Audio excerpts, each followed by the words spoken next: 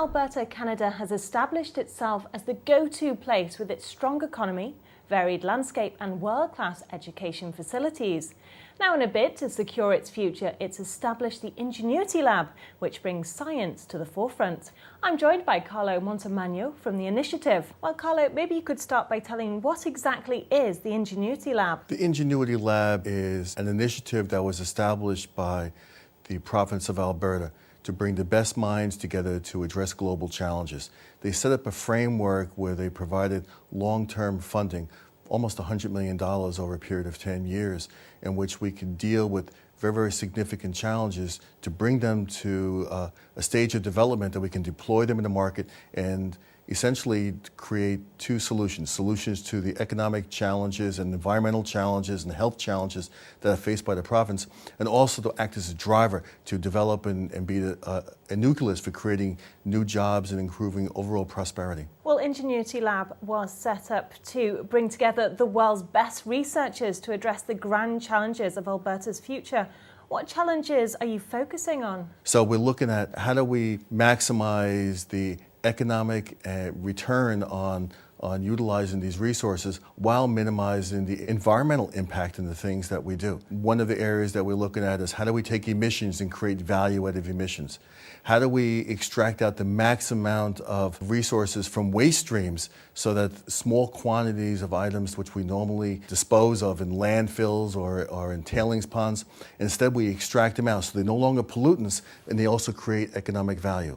And the other area that we're working on is how do we make resources available that are no longer there, particularly water resources. How do you take and use a resource which is limited in scope, important to people globally, and make sure that we maximize the utility and even expand the availability of those resources. And the last thing is, can we use this technology to broaden and reduce the reliance on the current infrastructure in healthcare and be able to expand it in a way that allows us to provide solutions which are no longer there to make healthcare more affordable, more effective, and more widely available. Well, you focus on nanoscience. Now, what exactly is this, and what impact will it play on the future of Alberta? Well, the interesting feature about nanoscience is we're really actually working at nanotechnology. For the last 15 years, when people have talked about it, it really was nanoscience. We were understanding how you manipulate matter, how do you control matter at the smallest scale. What we're looking at now is how do you employ this knowledge that we get and to create actual deployable technologies into the economy. 1 meter in a nanometer, the comparison is between the diameter of the Earth and a soccer ball. You've all heard those things. But it's not just being small. It's about putting molecules where you want them to be, when you want them to be there to do what you want them to do. Just because you're working with molecules doesn't make you do nanotechnology. It requires the precision assembly of matter. That's the way living systems work.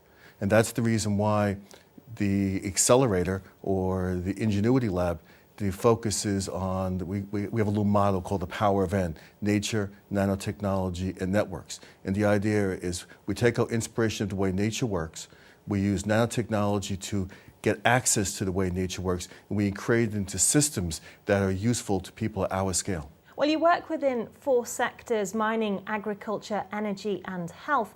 How important are these to Alberta's and, in fact, the Canadian economy as a whole? Alberta itself has the 3rd largest proven oil reserves in the world, behind Saudi Arabia and Venezuela. So it's a huge economic driver, not just for Alberta, but for all of Canada, in fact, most of the world.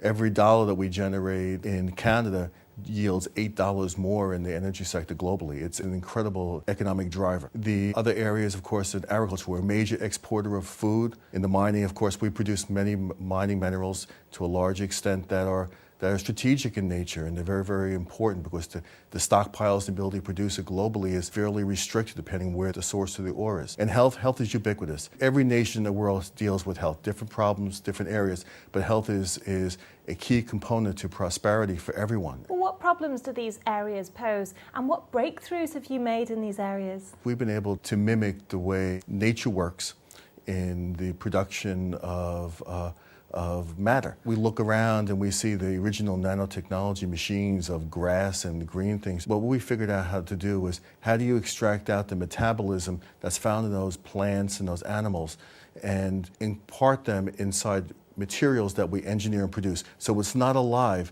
but it has the same metabolic pathways.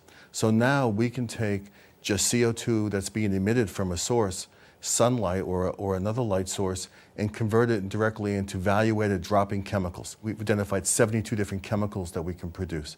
That means that we can take an emission which is implicated in global warming and all those other problems, and now instead of emitting it, we now use that to provide new products that drive and hopefully will drive a new economic sector and it'll be deployable globally. Well, finally, how do you see the Ingenuity Lab's role in the future? One of the biggest challenges that you have is that scientists and investigators, they work in a very compartmentalized fashion in which they all work in a very, very small segment and don't try and work across disciplines so that they can develop the technologies to reach the marketplace.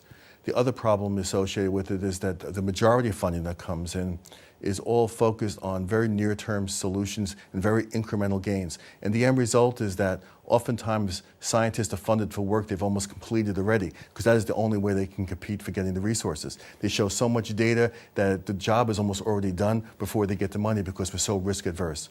The Ingenuity Lab's funding mechanism was set up to really tackle over-the-horizon technology, provide a base of long-term support so you can employ strategies to develop these technologies and get them to the marketplace and get them to where we can realize the opportunities that technology will afford to improve prosperity. Carlo, thank you.